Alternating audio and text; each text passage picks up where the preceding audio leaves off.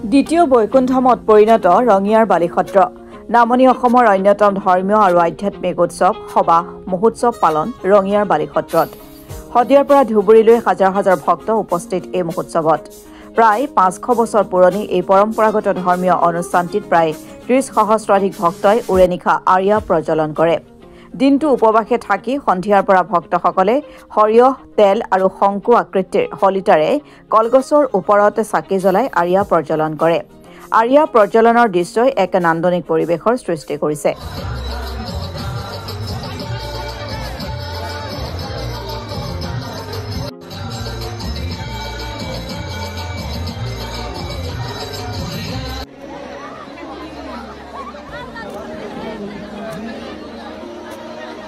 লোকবিশ্বাস অনুসৰি এনেদৰে আৰিয়া প্ৰজ্বলন কৰিলে ভক্তৰ মনোবাঞ্ছা পূৰ্ণ হয় এই বিশ্বাসৰ বাবে প্ৰতি বছৰে বালিসত্ৰৰ সবাহ মহোৎসৱত লাখ লাখ ভক্তৰ সমাগম ঘটে এক আধ্যাত্মিক মনোভাৱেৰে ভক্ত প্ৰাণলোকে অতি শৃংখলাবদ্ধভাৱে পৰম্পৰাগত নীতি নিয়মেৰে এই মহোৎসৱটি পালন কৰি আহিছে সৎসংগী সত্ৰৰ এই ধৰ্মীয় মহোৎসৱটিয়ে সমগ্ৰ অঞ্চলটোতে এক আনন্দমুখৰ পৰিৱেশৰ সৃষ্টি কৰিছে এই মহোৎসৱত উপস্থিত থাকে বিধায়ক ভৱেশ কলিতা সাংসদ দিলীপ শইকীয়া আৰু লগতে বিধায়িকা সুমন হৰিপ্ৰিয়া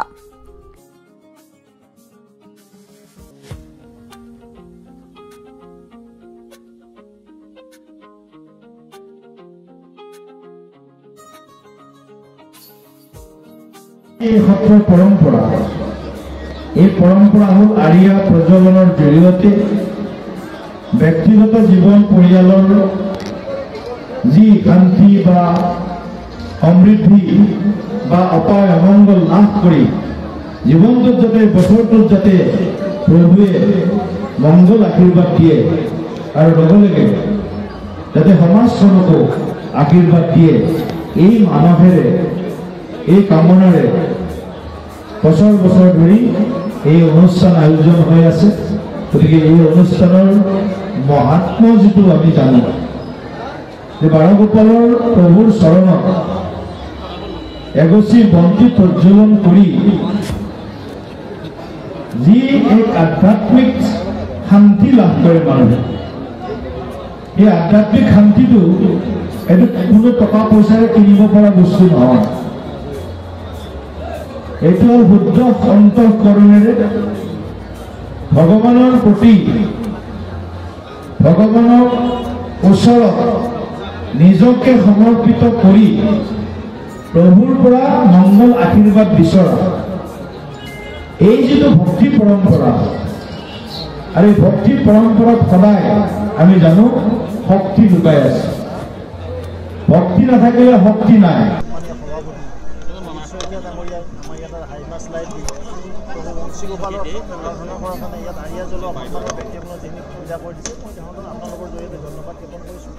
সমগ্ৰ অসমীয়া ৰাইজৰ হৈ শুভেচ্ছা জনাইছোঁ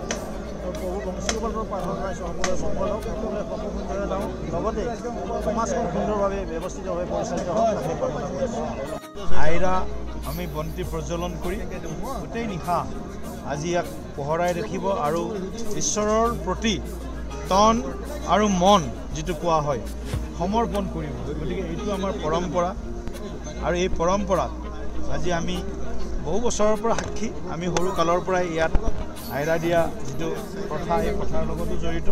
গতিকে মই আজি আকৌ এবাৰ নষ্টালজি গৈছোঁ যে ইয়াত আহি যে আকৌ আইৰা দিয়া এই যিটো ব্যৱস্থা এই যিটো ভক্তি পৰম্পৰা এই ভক্তি পৰম্পৰাৰ সাক্ষী হৈছোঁ আৰু আজি মোৰ আনন্দও লাগিছে যে মোৰ নিজৰ এই স্থান এই মোৰ ঘৰৰ পৰা বেছি দূৰত নহয় এই নিজৰ আত্মীয় মানুহখিনি এই অনুষ্ঠানটো আত্মীয়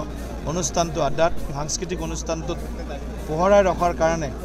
আমাৰ বিশেষ আমাৰ যি পুঁজি সেই পুঁজিৰ জৰিয়তে প্ৰায় 10.5 লাখ টকা ব্যয় সাপেক্ষে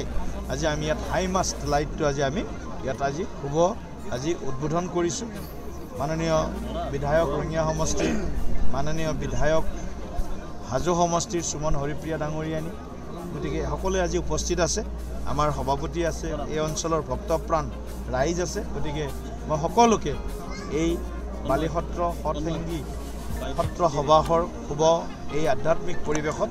মই শুভেচ্ছা জ্ঞাপন কৰিছোঁ আধ্যাত্মিকভাৱে যাতে সকলো আমাৰ সমাজখন এক হৈ সনাতনী সত্তাটোক শক্তিশালী কৰিব পাৰোঁ তাৰ কাৰণে সকলোকে মই ঈশ্বৰৰ ওচৰত অনাগত দিনত সকলোৱে একলগ হৈ যাতে আমি এখন বৃহত্তৰ আধ্যাত্মিক সাংস্কৃতিক চেতনা শক্তিৰে সমৃদ্ধ এখন সমাজ নিৰ্মাণ কৰিব পাৰোঁ তাৰ কাৰণে সকলোকে আহ্বান। বালিসত্ৰ শতাংগী সত্ৰৰ ৰাজহুৱা সভা মহোৎসৱৰ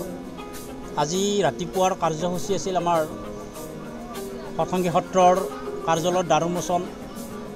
হৃদয়ৰন্ধন গৃহত দ্বাৰ উন্মোচন ইতিমধ্যে হৈ গ'ল। আমাৰ আজি এটা সকলোকে ডাঙৰ উৎসৱ বুলি ক'লেও ভুল নহয়, য'ত পোহৰৰ উৎসৱ বুলিও ক'ব পাৰি। আমাৰ দিলীপ দা অৰ্থাৎ দিলীপ শইকীয়া ডাঙৰীয়াই অসম ৰাজ্যিক বিজেপিৰ সভাপতি নৱনিৰ্বাচিত, তেখেতে এটা আমাক কমেণ্ট দিছিল যে ইয়াত এটা মানে হাই ভল্টেজৰ এটা মানে ব্যৱস্থা কৰিব। সেই অনুযায়ী তেখেতে আজি আহি নিজেই মানে উদ্বোধন কৰিলে। তাৰ কাৰণে সভা মহোৎসৱ পৰিচালনা সমিতিৰ তৰফৰ পৰা তেখেতক অশেষ ধন্যবাদ জনাইছোঁ। ইয়াৰ লগে লগে আমাৰ এতিয়া আপোনালোকে দেখা পাইছে এই প্ৰায় 9:30 বাজিলেই, তথাপিও ভক্তৰ যিটো লানি নিচিঙা সোঁত তাৰ পৰা প্ৰমাণ কৰিব পাৰি যে যিমানে দিন বাঢ়ি গৈ আছে সিমানে ভক্তৰ মানে যিটো আধ্যাত্মিকতাৰ আস্থা সেইটো বাঢ়ি গৈ আছে। আৰু এতিয়া আমাৰ কাৰ্যসূচী আছে, আমাৰ শেষৰ কাৰ্যসূচী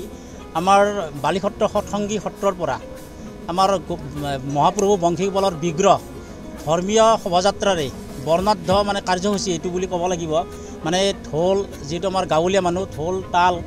আৰু আমাৰ মানে বেং পাৰ্টিৰে আমি বিগ্ৰহ ইয়াৰ পৰা লৈ যাই আমি হৰিদেৱ ক্ষেত্ৰত আমি 5 দিনৰ কাৰণে তেখেতক তাত আমি মানে স্থাপন কৰিম, তাত ৰাখিম। তাৰ পৰা আমাৰ বৰ্ণাঢ্য কাৰ্যসূচী বুলি ক'লে আজি আমি আৰিয়াটো বিশেষকৈ আমাৰ ভাৰতবৰ্ষত ক'তোৱেই নাই, আৰিয়া আৰু সিধা। তাৰ কাৰণে আমাৰ বালিসত্ৰ শতাংগী সত্ৰৰ ৰাজহুৱা সভাখন একেবাৰেই বিখ্যাত। এটা সিধা বুলি কওঁতে যে আমাৰ মানে যিসকল উপবাসী ভক্তই মানে উপবাসে থাকি মহাপ্ৰভু বংশীগোপালৰ চৰণত সেৱা জনায়, তেওঁলোকৰ মনত যি ভাৱ আছে সেইটো পূৰণ হয় বুলি এটা প্ৰবাদ আছে। আৰু সেই উপবাসী ভক্তসকলক আমি মানে বালিসত্ৰ শতাংগী সত্ৰৰ মানে যিবিলাক মানে বিভাগ আছে সেই বিভাগৰ দ্বাৰাই বা আমাৰ মানে সমিতিয়ে তেওঁলোকক আমি সিধাৰ ব্যৱস্থা কৰোঁ। সিধাটো এনেকুৱা যে মিঠাতেল, যে আমি বাঁহৰ চুঙাত মিঠাতেল দিওঁ আৰু মাটিৰ বাচনত তেওঁলোকে ভাত বনাই খায়। আৰু আৰিয়াটো হৈছে প্ৰধানকৈ এইটো আমাৰ মানে আধ্যাত্মিকতাৰ হৃদপিণ্ড। এইটো মানে পৃথিৱীত মানে ক'তো দেখিবলৈ পোৱা নাযায় যে এইটো আমাৰ আৰিয়া। যেনে চাকিটো আমি যেনে গম পায় যে চাকিটো কেনেকুৱা, আৰিয়াটো হৈছে আমাৰ গোলাকৃতিৰ আৰু শামুকীয়া আকৃতিৰ, আৰু তাত গোটা সৰিয়হৰে মাজত শলিতা। চাকিটো বজায় কুমাৰ সম্প্ৰদায়ৰ মানুহে আৰু শলিতাটো বনায় কলিতা সম্প্ৰদায়ৰ মানুহে। এই আৰিয়াটো লৈ ইয়াত মানে উৎসৰ্গা কৰা বুলি কয়, যাতে অসমীয়া ভাষাত মানে বুজি পাব যে উৎসৰ্গা কৰি ইয়াৰ পৰাই মানে ধৰ্মীয় মানে আধ্যাত্মিকতা চিন্তাধাৰাৰে তেওঁলোকে আমাৰ হৰিদেৱ ক্ষেত্ৰলৈ লৈ যায়। আৰু তাত কলডিল যে আছে, কলডিলৰ ওপৰত চাকি মানে সেই চাকিখোৰ মানে সেই আৰিয়াটো উৰাই নিশাই ভগৱানৰ ওচৰত প্ৰাৰ্থনা জনাই তেওঁ উৰাই নিশা উজাগৰে থাকি মানে কটাই দিয়ে। গতিকে মই ভাবোঁ যে এই মানে অসমৰ বিভিন্ন অঞ্চলৰ ধৰ্মৱান ৰাইজক আহ্বান জনাম যে তেওঁলোকে শতাংগী সত্ৰক আহক, আহি তেওঁলোকে আমাৰ সিধা আৰু আৰিয়াটো কি বস্তু তেওঁলোকে ভালদৰে জানি লওক। আপোনালোক আজি প্ৰায় লক্ষাধিক ভক্তই সমাগম হৈছে, প্ৰায় 1 লাখতকৈ অধিক আৰিয়া ইয়াৰ পৰা উৎসৰ্গা কৰি লৈ গৈ আছে, আপোনালোকে নিশ্চয় দেখিছে। ৰাজহুৱা সভা মহোৎসৱৰ আজি 7 ফেব্ৰুৱাৰী আৰিয়া প্ৰজ্বলন আৰু 11 তাৰিখলৈ এই কাৰ্যসূচী আমাৰ ৰূপায়ণ কৰা হ'ব। বিশেষকৈ বালিসত্ৰ শতাংগী সত্ৰৰ ৰাজহুৱা সভা মহোৎসৱৰ মূল হৃদপিণ্ড হৈছে আৰিয়া প্ৰজ্বলন। ইতিমধ্যে প্ৰায় কেইবা হাজাৰ অধিক মানুহ ভক্তই ইয়াত আৰিয়া প্ৰজ্বলন কৰিছে আৰু তেখেতসকলে নিজৰ মনোবাঞ্ছা পূৰণৰ বাবে তেখেতসকলে ইয়াত উপবাসে থাকি আৰিয়া প্ৰজ্বলন কৰিছে। যিসকল ভকতে উপবাসে থাকি বা অনাহাৰে থাকি আৰিয়া প্ৰজ্বলন কৰিছে তেখেতসকলৰ সমিতিৰ তৰফৰ পৰা পৰম্পৰাগতভাৱে আমি সিধা দিয়াৰ ব্যৱস্থা গ্ৰহণ কৰিছোঁ। অতীতৰ পৰা যি ধৰণে পৰম্পৰাগতভাৱে সিধা দিছে এতিয়াও বৰ্তমানো আমি সিধা দিয়াৰ ব্যৱস্থা গ্ৰহণ কৰি আছোঁ। সম্পূৰ্ণ বাহ্যিকতাৰ পৰা দূৰত থাকে আধ্যাত্মিক চিন্তা চেতনাৰে পৰিপূৰ্ণ হৈ আমি যাতে এই কাৰ্যসূচীসমূহ ৰূপায়ণ কৰিব তাৰ প্ৰতি অধিক গুৰুত্ব প্ৰদান কৰি আমি আজিৰ এই কাৰ্যসূচী ৰূপায়ণ কৰিছোঁ। আশা ৰাখিছোঁ পৰৱৰ্তী কাৰ্যসূচীসমূহত আমাৰ অসমৰ বিভিন্ন প্ৰান্তৰ ভকত ৰাইজৰ ইয়াত উপস্থিতি শ্ৰদ্ধাৰে কামনা কৰিছোঁ। ইয়াত প্ৰায় 1 লক্ষাধিক ভক্তৰ সমাগম ঘটিব। আৰিয়া প্ৰজ্বলন কাৰ্যসূচী মূল কাৰ্যসূচী, গতিকে সমূহ ৰাইজৰ উপস্থিতি শ্ৰদ্ধাৰে কামনা কৰিছোঁ।